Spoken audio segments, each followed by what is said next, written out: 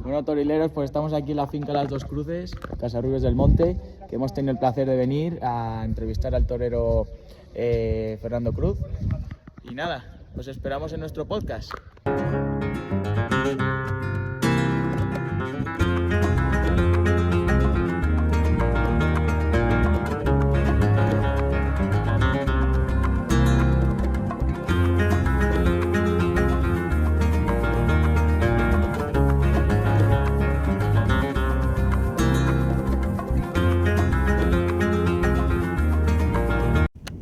Bueno, pues muy buenas torileros, estamos aquí otro día más con nuestro programa favorito de toros. En esta ocasión estamos en la finca de Las Dos Cruces, que tenemos el placer de entrevistar al maestro Fernando Cruz. ¿Qué tal, maestro? Hola, muy buenas. Y al quite, como siempre, estarán mi compañero Rafael Manrique. ¿Qué tal, Rafa? ¿Qué tal? Un placer. Y Jaime Collado. ¿Qué tal, Jaime? ¿Qué tal? Perfecto, Enrique. Bueno, como de costumbre, empezaremos repasando un poco la trayectoria del maestro. Cuéntanos un poquito, Jaime. Bueno, pues Fernando Cruz es un torero, de Madrid, de Chamberí, ¿no? Un barrio muy castizo. Y empezó en la Escuela Taurina de Madrid, luego también estuvo en la de El Espinar y con ello pues consiguió debutar sin picadores en Palencia. Luego con picadores debutó en nada más y nada menos que en Nimes y su presentación fue en las ventas con la ganadería de Sorando. Luego tomó la alternativa en la ciudad francesa de Nimes, con toros de Torre Alta, con el Juli y José María Manzanares, y confirmó en Madrid con la ganadería de Cuadri. Luego ya empieza su temporada, su segunda temporada como torero en el año 2006, que es una temporada llena de éxitos, con una oreja en la feria de San Isidro, cebada Gago en Pamplona. Cuéntanos un poco cómo vives esos primeros años de torero. Bueno, pues primero agradecido porque hayáis contado conmigo para de alguna manera pues, poder expresarme y poner también un poco imagen un poco a lo que es el toreo de mi profesión, ¿no? Poder expresar un poco lo que son mis vivencias y un poco mi carrera, ¿no? Es verdad que llevo tiempo un poco apartado y es verdad que la gente joven pues quizá es verdad que hoy día con las redes sociales sí que damos más muestra a lo que es la carrera de uno y tu vivencia, pero por eso quiero agradeceros que me deis también esta oportunidad, ¿no? De poder expresar un poco mis orígenes y mi carrera, así que muy agradecido. Y bueno, pues lo que comentas, pues hombre, los primeros años míos de matador de toros pues los recuerdo especialmente la primera temporada entera, que fue en el año 2005, fue la confirmación en Madrid, una corrida muy dura de Cuadri, pues fue un año bonito pero muy duro, porque empecé a matar corridas muy duras, era la única manera de poder entrar en algunas ferias y bueno, pues claro, yo tampoco estaba hecho para matar ese tipo de corrida de toros, pues no tiene nada que ver el novillo con el toro ese año, ese cuajo, ese volumen, esa exigencia de esas ferias. Y lo recuerdo pues que tenía que dar la cara sí o sí, recuerdo pues tener muchos percances. Es verdad que no me caló hasta la última corrida de toros en Barcelona, no tuve mi primer percance fuerte como matador de toros, pero sí me cogían todos los días. Quería expresar un poco el toreo que llevaba dentro, pero no podía porque los toros no me permitían, ¿no? Entonces fue un año difícil, fue un año complicado que claro, eso de cara a la temporada siguiente pues me repercutió porque fue complicado para que salieran cosas a principio de temporada, ¿no? Bueno, ¿qué tal, maestro? Quería hacerle una pregunta. Un placer que estés aquí con nosotros y que nos hayas invitado a tu finca. Y yo una pregunta que siempre hago a los toreros que traemos es ¿cómo empezó tu afición por el toreo de niño? ¿Y cuándo dijiste quiero ser torero? Bueno, pues la verdad que lo mío fue un poco especial porque en mi casa mi padre quiso ser torero, el toreo llegó a torear de novilleros sin picadores y lo tuvo que dejar, pero bueno, no tuvo la oportunidad que tuve yo de poder estar en casa aguantándome hasta que me saliera la oportunidad, él tuvo que dejarlo por circunstancias de la vida. Pero claro, en casa yo veía siempre mi padre ver toros en la tele, le escuchaba que iba con mi hermano a ver corridas a la plaza. Y la verdad que a mí de niño con 7, 8, 9 años no me llamaba mucho la atención. A mí lo que me gustaba era la Fórmula 1. Quería ser piloto de Fórmula 1. No sé qué era más difícil. Y de repente un día escucho con 10 años decir a mi padre, a mi hermano, bueno, que tal día una corrida de verano, vamos a domingo a los toros, a las ventas. Y le dije a mi padre, papá, pues, joder, quiero que me lleves y tal. Yo soy el pequeño de 4, con mi hermano Jaime. Y bueno, me llevó. Yo no sé qué vi en ese momento, ese día, que sin echar cuentas nunca de acercarme a ver a los toros o alguna cosa así parecida, algo me cautivó de tal manera que salí de allí y llegué a casa y le dije a mi padre que quería ser torero. Entonces, claro, mi padre lógicamente decía, si tú no has echado cuentas de esto y ahora de repente de la noche a la mañana, pues no me hizo mucho caso. Y entonces ya ese verano iba con él todos los domingos a la Plaza de Madrid a ver toros. Y ya me empezaba yo a leer los folletos de la... ¿Y recuerdas cuáles fueron esos primeros toreros que viste o que dijiste tú? Me impresiona su torero, quiero ser como él. Pues mira, tengo una anécdota referente a esas fechas, a esa época, y es que mi padre, como te comentaba, no me echaba cuentas. Y entonces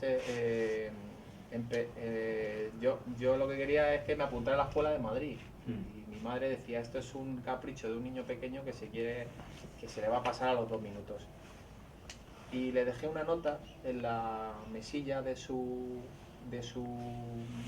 noche que le prometía que no era un capricho de un niño de 10 años, que le prometía que iba a ser un buen torero, y le ponía como ejemplo pues a Espartaco, a Joselito, a Celso Ortega, Juan Cuellar, que eran toreros que en ese momento yo veía en verano en la Plaza Toros de Madrid. Entonces claro, para mí esos eran dioses. Claro. Espartaco, que lo veía en la tele, le veía a mi padre, toreros así que sonaban mucho, y le dejé la nota en la mesilla y le comentaba que por favor me apuntara a la escuela de Madrid, que no era un capricho, que se lo iba a demostrar.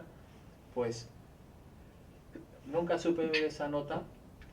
11 años después mi padre muere, fallece, y mi madre, cogiendo la cartera suya de mano, saca la carta y la llevaba con él. La llevó con él 11 años, y en un cumpleaños, mi madre me la dio más tarde, en un cumpleaños mío me la marcó, me la dio y dice, mira, esto te va a hacer más ilusión que nada. Y era esa nota que le prometía, yo no me acordaba, y era esa nota que le escribía a mi padre prometiéndole que le iba a demostrar que iba a ser torero de verdad, y esa la tengo puesta en casa, sí. La pena que él, desgraciadamente, pues murió con 59 años justo cuando empezaba yo a torear con caballos, a la nocturna de Madrid, cuando me presenté con caballos, que ya empezaba a tener ambiente, ya empezaba a me empezaba a dar a conocer, y ahí que es cuando podíamos empezar a disfrutar un poco, porque el único que creyó en mí de verdad fue mi padre. Si yo estoy aquí hablando con vosotros ahora mismo, gracias a él, porque confió en mí cuando yo muchas veces no confiaba, pero siempre tuvo la palabra en el momento para alentarme a seguir, ¿no? Y bueno, pues de alguna manera mi carrera es gracias a él, sí. ¿Cómo marca también ese Madrid que, bueno, en esa época y ahora, muy taurino a un torero? O sea, igual que se habla de Sevilla, que un torero que si es de Triana, del otro lado del río, de no sé qué, un torero de Madrid. Al final Madrid es, ¿cómo describo? Pues al final es una plaza muy exigente, una plaza muy pura, una plaza que tiene que ver a un tío muy de verdad. Entonces, los toreros que somos de Madrid, que nos hemos criado viendo toros en Madrid, hemos mamado eso, es una forma de... va como metido en tu ADN, ¿no? Esa forma de sentir, de ver toros en Madrid, te lo transmite en tu ser, ¿no? Y es un poco quizá la diferencia que yo veo de los toreros de Madrid a los toreros de, a lo mejor, más andaluces, pues quizá no es que el torero de Madrid no tenga gracia, pero es un toreo más profundo, más puro, más hondo, más el toreo de sevillano es más pinturero, que no quita de que también se toree de una manera profunda y honda, como puede ser Morante o otros toreros, pero quizá la diferencia entre un toreo y otro es más como más profundo, más barroco, ¿no? Por decirlo de alguna manera, el toreo castizo, el toreo castellano, ¿no? Sí, un poco más sobrio, ¿no? Más sobrio, Claro, efectivamente, más sobrio. Sí, siempre se ha dicho Sí. en el Madrid. Eso es, sin tantos adornos, ¿no? Ir Claro. más a lo fundamental, Sí. pero lo fundamental tiene que ser muy de verdad. Sí, serio, Es un pero poco claro, lo que un decido tío yo. plantado ahí. Eso es. Eso. Y al final, ¿tú crees que se ha valorado eso a lo largo de tu carrera? Pues mira, creo que se me ha valorado más por los aficionados y por los compañeros que por los empresarios. Porque es verdad que ahora que llevo un tiempo alejado del toro y con las redes sociales, que lo comentaba al principio de la entrevista, me siento un poco vivo porque recoges, aunque estoy un poco apartado del mundo del toro, no veo a los toros, no me dejo ver mucho, no por nada, sino porque bueno, estoy aquí muy metido en la finca, echando esto para adelante y me quita mucho tiempo. Y mucha gente me dice, joder, tendrías que dejarte ver más, ¿no? Bueno, al final cada uno es como es y no lo hago por nada, simplemente porque me nace así. Sí. Pero sí que es verdad que con el tiempo me he dado cuenta que la profesión, siento mucho respeto por la profesión, por los toreros, que para mí una de las cosas más difíciles del toreo, por supuesto, es la figura del toreo. Pero a lo mejor hay figuras del toreo o toreros que torean mucho que a lo mejor no tienen el respeto o la consideración de los toreros o de muchos de los toreros. Claro. Y para mí una de las cosas más bonitas es sentir eso, el respeto del toreo, de los toreros y de los aficionados. Y eso sí que lo noto. Fíjate que llevo tiempo sin torear y sí que lo noto. Lo que sí es verdad que pienso con el tiempo también desde fuera que no creo que en parte no se ha sido justo con cómo he querido yo llevar mi carrera y cómo creo que muchas tardes he estado delante de los toros, ¿no? Al final, cuando un torero, bueno, sobre todo al ser de Madrid, ¿tú crees que también la propia plaza le juzga de manera distinta, positiva o negativamente? O sea, al saber que de ahí se le mira Sí, con porque en otros ojos. Sevilla vemos que los que son sevillanos A eso me les refiero. tratan... Sí, Claro, Bien, que- Ya tienen... Bien. bien. Yo creo que, por ejemplo, lo que Sí. dice Enrique en Sevilla, yo creo, que les miran de otra manera un poco Sí, son- mejor a los son de suyos de su Sevilla. tierra.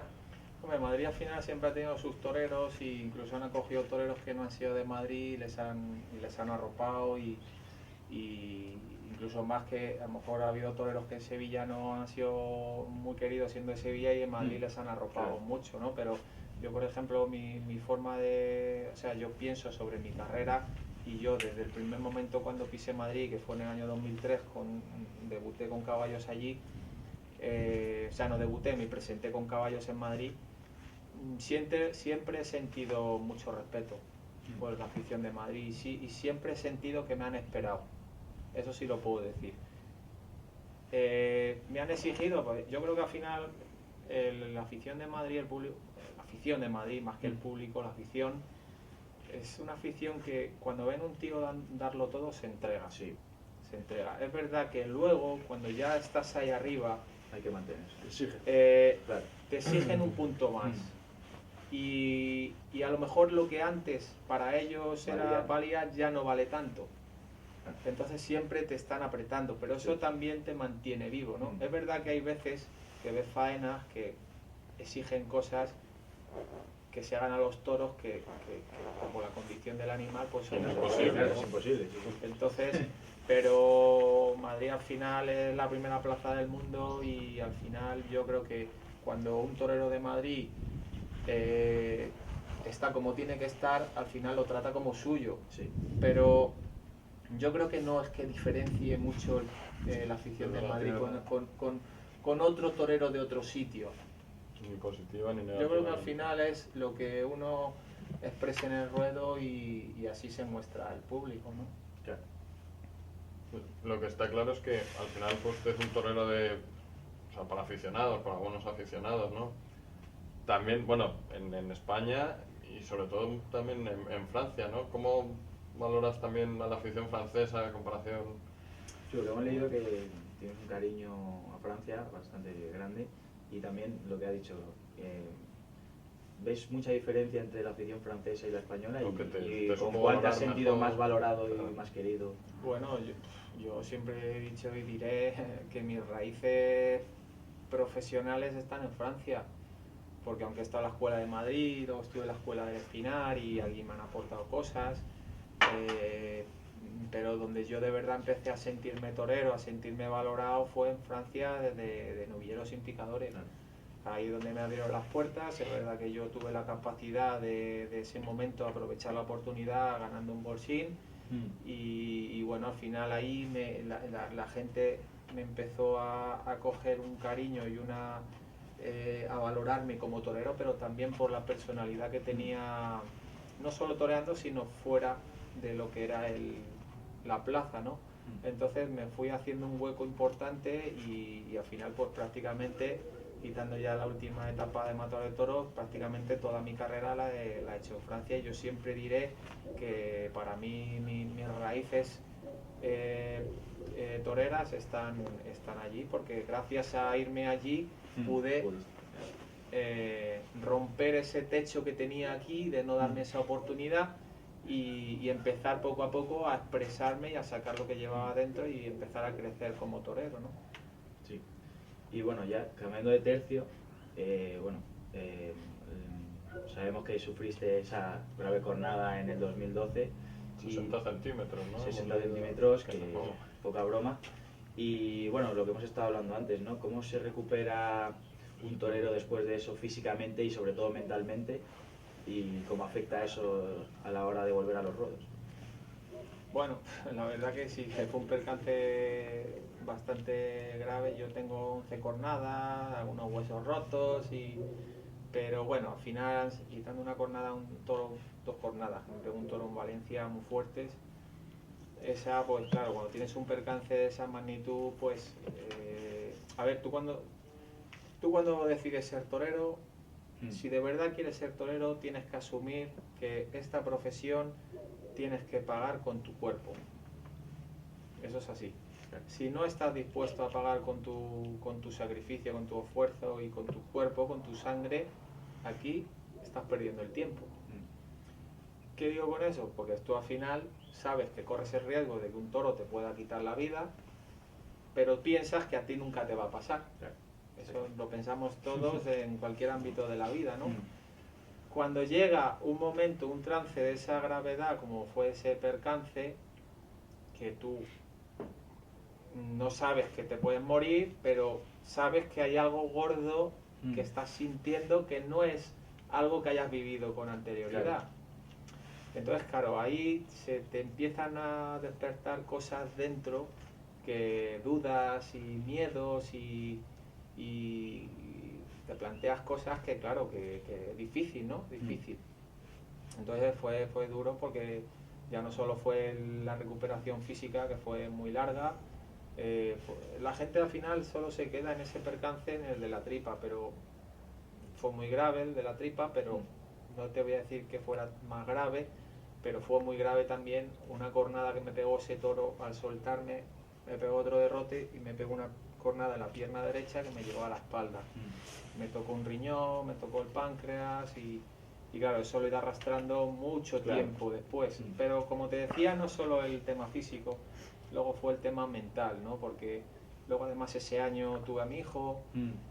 ¿Qué pasó? Al año siguiente reaparecí en Valdemorillo, que estuve bien, una corrida Vitorino, me dieron el trufador de la feria y la verdad que estuve a un nivel bastante bueno para ser la primera corrida de toros. Después de ese percance, sin llegar recuperado, pero ocurrió una cosa ese año, que pienso que no tuve tiempo ni oportunidad de poder recuperarme mentalmente, porque en ese momento fue un error mío y de las personas que me estaban ayudando en ese momento, de decir no a bueno, a cosas que se torearon, que no se tenían que haber toreado por las circunstancias que venían, corridas muy duras, en plazas de primera del toro muy serio, y sobre todo el tipo de corrida, ¿no? Entonces, ¿qué pasó? Que ese año yo, cada vez que me vestía de torero en la plaza, en el hotel, pensaba que ese año me iba a quitar la vida un toro, porque volvía a torear y otro toro me cogía. Se terminaba esa corrida, volvía a torear en otro sitio, otro toro me cogía. Entonces, ¿qué pasa? Que claro, nunca acabas de cerrar esa parte, ese capítulo tan trágico en tu vida.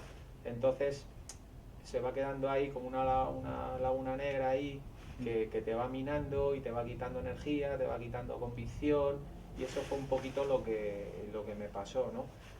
Pero bueno, al final, si me dijeras si quisieras que volviera a pasar mi carrera igual, que si volviera a pasar ese trance, te diría que sí, porque al final, de alguna manera de ahí he aprendido muchas cosas, a valorar muchas cosas, y también pienso que eso también ayudó a que la gente valorara aún más parte de mi carrera. Bueno, y también, aunque haya dicho que, bueno, ahora está fuera del mundo del toro y tal, bueno, pero ahora es maestro y profesor de algunos jóvenes, ¿no?, que quieren empezar a ser toreros. Desde aquí un saludo especial a nuestro amigo Guillermo Velasco, futura promesa de Casarules del Monte, que es muy amigo mío también. Y lo que le quería preguntar es, ¿qué es lo primero que le intenta inculcar a esos jóvenes que quieren empezar a torear? Y bueno, ¿qué es lo primero que quieren inculcar? Bueno, toda la persona o chico que viene a entrenar conmigo, ha venido a entrenar conmigo, hay una diferencia brutal, la mayor de todas, que es entre el aficionado y el que quiere ser torero. Cuando tú decides querer ser torero, ya el compromiso que tienes que tener con el toreo es totalmente diferente. El compromiso cuando estás delante del animal. Al final es una profesión que si no estás comprometido a darle tu vida, que lo hemos hablado hace un momento, aquí no tienes nada que hacer. Esa es la base, compromiso absoluto con ella, en el entrenamiento, en la forma de pensar, el compromiso cuando esté delante del animal, el sobre todo no irte para tu casa pensando que podías haber hecho o podías haber dado más de ti. Luego podrás salir mejor o peor, podrás tener más oficio, menos oficio, pero el decir yo quiero esto y si me tengo que quedar aquí, esto es lo que hay, y a partir de ahí empezar a desarrollar, empezar a aprender, ¿no? Eso sobre todo, y luego ya lógicamente pues el intentar desarrollar un concepto del toreo puro, profundo, y no ser uno más, que le ponga el alma a cada cosa que haga, porque al final si no te vas a exigir y vas a intentar torear como por pegar pases a los toros sin ton ni son, para ser uno más sobran. Entonces tener en la mente, tener un concepto lo más profundo y lo más puro posible para que cada muletazo o cada cosa que hagas delante, una colocación, una forma de andar en la plaza, diga algo. Y con lo que ha dicho de tener algo diferente y no que te diferencie y mostrar tu concepto del toreo, hablando, sin quitarle valor obviamente a las escuelas taurinas, ¿te crees que a los chavales, ¿no?, que van a las escuelas les encasilla un poco esa manera, porque al final aprenden todos casi de la misma forma? Y bueno, a ver, mi experiencia en la escuela, sí, hombre, allí te enseñan a coger el capote, la muleta, la técnica, lo que es la colocación de los trastos. Es verdad que hoy día se ha depurado todo tanto, porque no solo tienen las escuelas, tienen los vídeos, hay mucha información. Entonces tú ves un chavalito que está empezando a querer ser torero y que haya toreado un poquito de seguido y casi anda como cuando andaba yo, o si te marchas más para atrás, como cuando uno estaba ya a punto de tomar la alternativa, un chaval sin caballo. Sí. Porque hay tanta información hoy día y la gente también es más despierta que todo va mucho más rápido, ¿no? El tema de la escuela, yo creo que mientras que tú, dentro de tu ser, sepas qué es lo que te llena, y que tengas tu personalidad para saber coger lo que te viene bien en cada momento, yo creo que las escuelas son importantes porque te ponen unas bases y unas raíces muy buenas para aprender el oficio antes. Te dan la oportunidad de ir al campo, te dan guiadas, cosas que fuera de eso es casi imposible, a no ser que seas un prodigio, ¿no? Pero creo que son buenas siempre y cuando que no tanto los profesores, sino el chico en sí, que quiere ser torero, o la chica, la persona que quiera ser torero, tenga la personalidad de decir, esto es lo que yo busco y esto es lo que quiero, por mucho que este profesor me diga esto. Por supuesto le tienes que hacer caso porque al final es un tío que se ha puesto delante del toro y sabe lo que dice, pero que no te cambien tus patrones. Vale. Y yo te quería hablar ahora de otro tema, más personal tuyo. Te vemos ahora muy tranquilo de ganadero aquí, que lo estás disfrutando. Y yo quería decirte, no toreas desde 2017, ¿no? Casarrubios. ¿No has pensado nunca en volver a los ruedos o te ha entrado la intriga? Lo pienso todos los días. Lo pienso todos los días porque al final un torero lo que le alimenta y le da vida es torear. Y cuando llevas mucho tiempo sin torear y tú sabes, yo siento que ha habido muchas cosas que tengo dentro que se me han quedado ahí, que no he podido expresar por las circunstancias, que incluso a veces en el campo las he podido desarrollar y que con el tiempo además te vas depurando porque vas madurando como persona, aunque no estés metido en el toro no dejas de perdón, no dejas de pensar en la profesión, porque es tu forma de ser, es tu forma de vivir, es tu ser, pues al final vas creciendo como torero, ¿no? Porque cada cosa te alimenta. Pero un torero sin torear, a no ser que físicamente sea imposible, que aún así también duele mucho, yo creo que no hay torero que se levante por la mañana y necesite expresarse. Y se habla mucho de la meritocracia actualmente. ¿Tú crees que a ti también te puede afectar? Porque el mundo de los empresarios en el toro ya sabemos cómo es, y últimamente se habla más de ello, por lo que leo, que ahora casi todos los toreros figuras llevan, sus apoderados son empresarios, en vez de un apoderado que es lo que tiene que hacer, sobre todo también es enseñarte y darte consejos. Y vemos que están poniendo los mismos carteles en todos los lados. Yo creo que en tu época había esa meritocracia, que ahora parece que no hay, o... Yo, en una parte, por ejemplo en Francia, sí lo he sentido eso, o sea, he sentido yo sí he sentido que los esfuerzos que hacía delante del toro, desde sin caballos, me han servido. Porque gracias a él ir aprovechando las oportunidades que se me fueron presentando de novilleros sin picadores, conseguí llegar a tomar la alternativa a una de las primeras plazas del mundo con 2 figuras del toreo y la plaza llena. Y todo eso me lo gané desde cero, porque yo fui a Nimes de Tapia a un tentadero. No tenían nada. Pero sí es verdad que luego, al ya coger ambiente de matador de toros y ya entrar en las ferias, al tener un apoderado independiente, sí que hubo momentos que sentí que lo que yo había hecho delante del toro no había tenido la recompensa que debía haber tenido. No sentí, es que lo vi y lo viví. Entonces, al final está claro que si uno llega arrollando y es un prodigio y un portento, al final le tienen que abrir paso porque no quedan más narices. Pero cuando se triunfa, si no es de manera incontestable, pero se triunfa, dan la cara, como no tengas muchas veces alguien de atrás que te proteja de alguna manera, es complicado muchas veces y cada vez más abrirse camino. ¿Crees que se portaron mal contigo? Porque, por ejemplo, nos has contado antes fuera que en San Sebastián te dieron a la mejor faena y no volviste, una cosa que yo no entiendo. Sí, por eso te digo que yo ya, sobre todo en España, más que en Francia, sí he sentido que no se ha recompensado en muchos momentos los esfuerzos que yo había hecho en la plaza.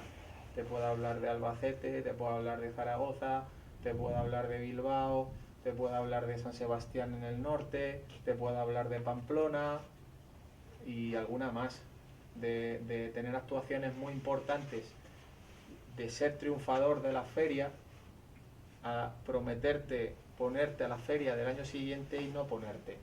O si te ponen, ponerte incluso con una corrida peor que el año anterior, cuando había sido uno de los triunfadores. Entonces, claro, eso tienes que tener una capacidad mental muy importante para superarlo, para no venirte abajo, y luego también influye un poco también la suerte, que cuando te han puesto en esas corridas peores, que te ayude uno para volver otra vez a puntuar y seguir ahí, ¿no? Pero sí que he sentido en muchos momentos que no se ha recompensado el esfuerzo que había hecho en la plaza. Al final, y eso tiene que ser muy frustrante, sobre todo en tu caso con el compromiso con la fiesta que has tenido. Al final siempre has dado la cara con ganaderías duras, con toros, señores toros, en comparación, es verdad, con otros que a lo mejor han tenido un poco el camino más difícil, ¿no? Sí, a ver, a veces ahora desde la frialdad, ¿no?, del tiempo, del estar parado, yo no me considero una persona resentida ni amargada ni mucho menos, porque además mucha gente me lo dice, ¿no? Joder, ¿cómo lo llevas y tal? Porque al final para mí el toreo es mi vida, y soy admirador de mis compañeros, pero sí hay una parte del toreo, de la parte, no quiero tampoco generalizar ni mucho menos, pero sí una parte del mundo del toro que mueve un poco los hilos de lo que es las grandes ferias, que lo aborrezco porque me parece en muchos casos mentira, ¿no? Claro. Bueno. Bueno, pues estamos llegando ya al final de este bonito programa, esta preciosa entrevista. No tenemos tiempo para más, nos hemos quedado con ganas de preguntarle muchas más cosas, pero es el tiempo que hay, lo siento, maestro. Nada, un placer. Y pues nada, torileros, seguidnos en nuestras redes sociales. Y Damián Castaño, el 15 de enero. Y el 15 de enero traeremos también a otra figura del toreo, como es Damián Castaño, así que estaros muy atentos. Muchísimas gracias, y muchísimas gracias al maestro, Un placer, de verdad. a mi compañero Rafael Un placer oír al maestro. y a Jaime, Lo mismo digo, un placer estar con el maestro aquí. y hasta la próxima.